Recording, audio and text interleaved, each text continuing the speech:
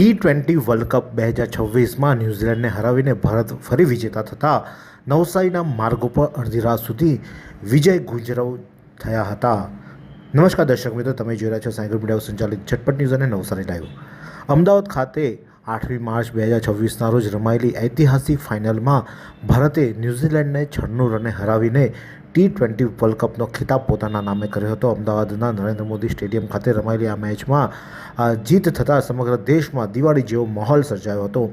ભારતની આ ઐતિહાસિક જીતની અસર નવસારીના શહેરમાં પણ જોવા મળી હતી. નવસારીમાં મેચ જોવા માટે લોકો લુન્સીકુઈ ખાતે NMC દ્વારા જે વ્યવસ્થા કરવામાં હતી, LED સ્ક્રીન મૂકવામાં આવી હતી અને જે વ્યવસ્થા કરવામાં હતી ત્યાં મોટી સંખ્યામાં લોકો એકત્ર થયા હતા અને જેવી જીત થતાં ત્યાં આતશબાજી અને અનેક જે ઉજવણી કરતા હોય તેવા દ્રશ્યો પણ જોવા મળ્યા હતા. ત્યારે નવસારીના રસ્તાઓ ઉપર પણ ક્રિકેટ પ્રેમીઓની માનવ મહેરામણ ઉમટી પડી હતી.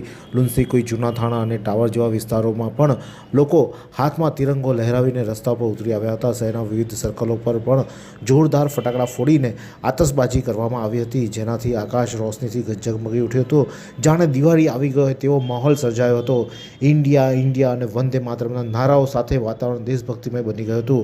લોકો ઢોલ નગારા સાથે ઝૂમી રહ્યા હતા, પોતાની ખુશી વ્યક્ત કરી રહ્યા હતા. ત્યારે નવસારીના રસ્તા ઉપર જનમેદની એટલી મોટી હતી કે ટ્રાફિક જામની સ્થિતિ સર્જાઈ ગઈ હતી, છતાં લોકોના ચહેરા પર જીતનો અનેરો આનંદ.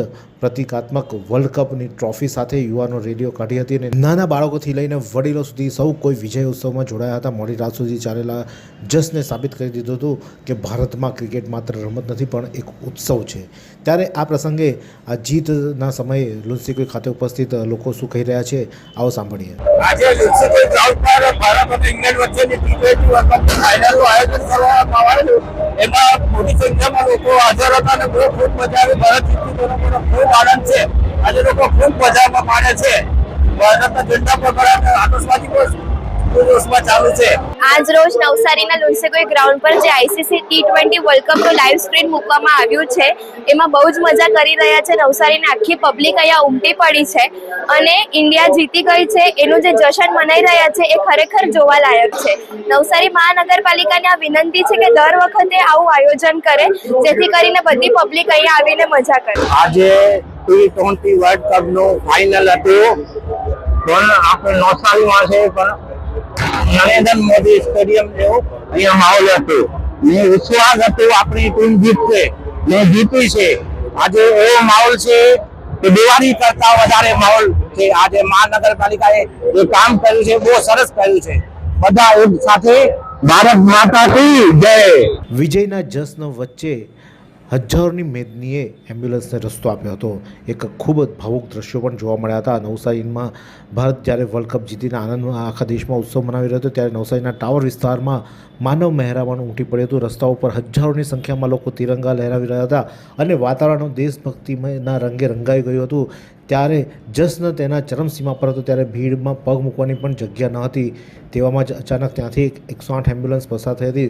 સામાન્ય રીતે આવી ભીડમાં વાહનો કલાકો સુધી ફસાઈ જતા હોય છે, પરંતુ નવસારીના જાગૃત નાગરિકોએ અનોખો ઉદાહરણ પૂરું પાડ્યું હતું.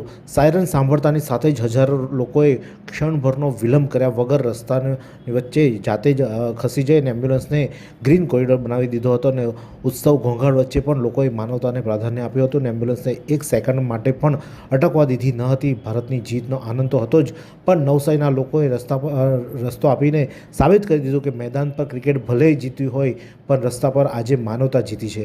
રાષ્ટ્રપ્રેમની સાથે માનવતાનું આ દ્રશ્ય જોઈને સાયકલ મીડિયા હાઉસ પણ નવસારીની જનતાને સલામ કરી રહ્યું છે.